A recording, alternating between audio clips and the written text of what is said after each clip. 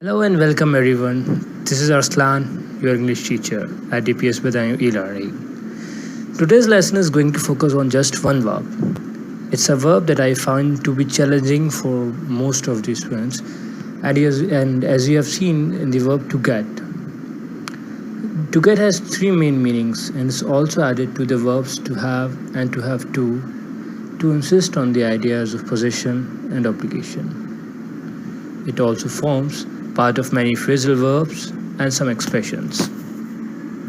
So in this video, we are going to review all these usages, and by the end of the lesson, you will have a clear idea of what get means and when and how to use. So without any delay, let's start. Right, the verb to get. As I mentioned in the introduction, the verb to get has three main meanings. The first one is to receive, the second is to indicate a change, and the third one is to bring, to buy, or to find something. It's also added to the verbs to have and to have to, without changing their meaning. It's also used as part of many phrasal verbs, and finally as part of an expression. Right then, let's look at the first meaning, to receive something. In this case, it's usually followed by a concrete or abstract noun. For example, to get a present, to get a letter, to get a call, to get a promotion, or to get an apology.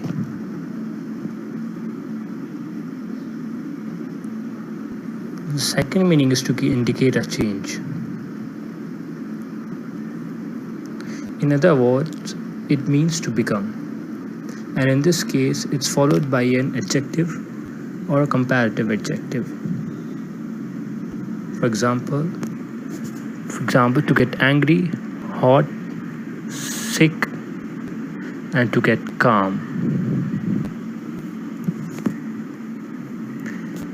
The adjective can also be the past participle of a verb. For example, to get tired, to get excited, to get lost, or to get stuck. Or it can be a comparative adjective. For example, to get taller, to get better, to get more interesting. Note, when become is followed by a noun or a superlative adjective, you cannot use get as a synonym. For example, to become a teacher, or to become an issue, or to become the best. You cannot use get in these expressions. Okay, let's look at the third meaning. To bring, to buy, to find. You'll have seen the verb get in expressions like, may I get you a drink? That means, may I bring you a drink? I need to get some milk. That means, I need to buy some milk. And I couldn't get any information. That means, I couldn't find any information. Right then, let's look at the fourth usage of the verb get. As I mentioned before, it's added to the verbs to have and to have to insist on the ideas of possession and obligation. Let's look at possession first. And remember that it does not change the meaning. For example, I have a question. It's the same as I've got a question. In the question form, do you have a minute? Or you can say, have you got a minute? Or in the negative form, they don't have a car is the same as they haven't got a car.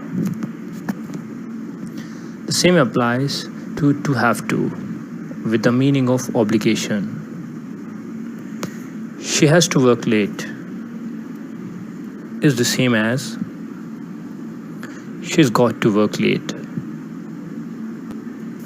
In the question form, do you have to go? Or you can also say, have you got to go? And the negative form, we don't have to say, or we haven't got to say. Right then, let's look at get as part of some phrasal verbs. Here are some common ones. To get up, that's to leave your bed. To get a bus, to get on a bus, a plane, a train, a bike, or a horse. And the opposite is to get off. For a car or a taxi, it's to get into. And the opposite is to get out of. To get on with someone means to have a good relationship with them. To get over an illness, a shock, or a problem, it's to recover from it or to overcome from it. To get to a place is to arrive at a place. And to get by is to manage with minimum resources. Now let's look at get as part of some expression. I have chosen 6 for you. Here's the first one. To get it. That means to understand something. For example, I don't get it. What's your point? The next expression is to get it right or to get it wrong.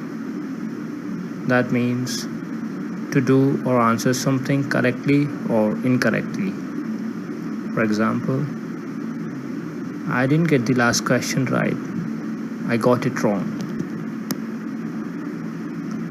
Let's get the third expression, which is to get down to business or to get down to work. It means to start working. For example, as everyone is here, we can get down to business. Let's look at another one. To get somewhere. That means to achieve some success. For example, we are making good progress. We're getting somewhere. The next one, to get off to a good or bad start. That means to start something well or badly. For example,